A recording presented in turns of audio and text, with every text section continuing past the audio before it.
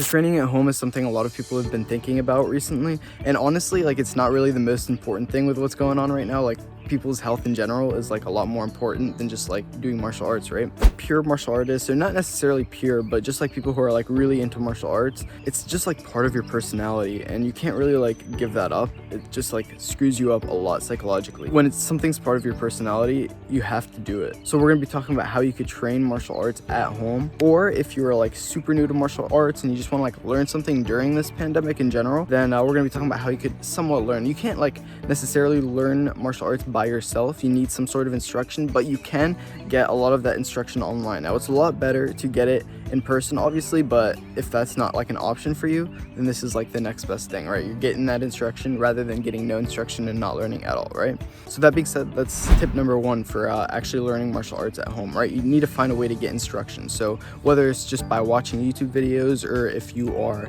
maybe part of like a gym, but that gym decided to like make videos online, like make an online course, they hopped on that real quick, you should be taking part in that. You can't really like slack on that, because it's like props to them for taking advantage of going online like just like that. It's that fast. If your gym doesn't have like any online classes that you could do now, what you could do is you could either find a place that does have.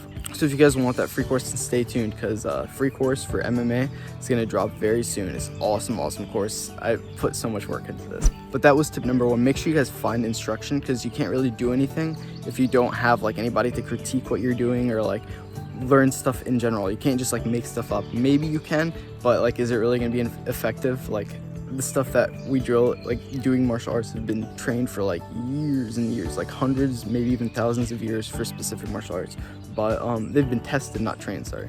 So tip number two, after you find that instruction and you have like some sort of baseline knowledge of what you're supposed to do, that's when you could either use a mirror, or preferably you'd use a mirror. It's really good at the start just to see like how your body moves and stuff, and make sure like you, for example, you're keeping your hands high enough, you keep your shoulders up when you throw your punch, twist your punch right, stuff like that.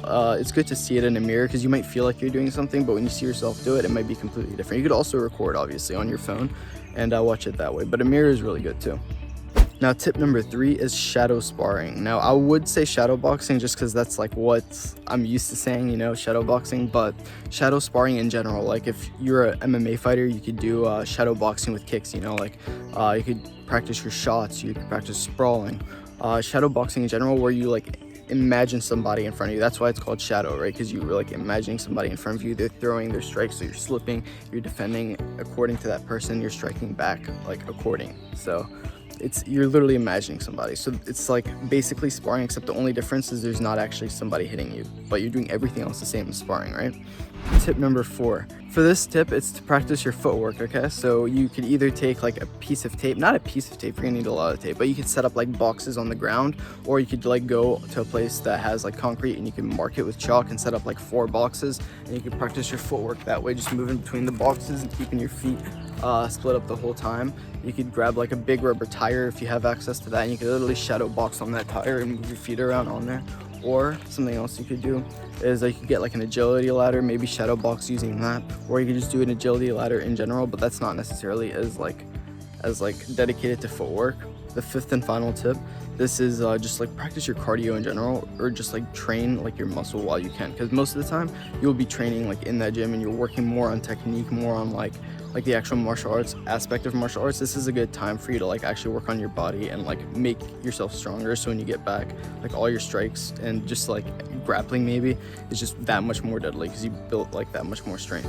But that being said, if you guys enjoyed this video, make sure you drop a like, subscribe for more videos just like this, and if you want to see the course, just stay tuned, hit that subscribe and hit that bell so you get notified, and drop a comment if there's anything else you want to see on that course. Love you guys, peace out.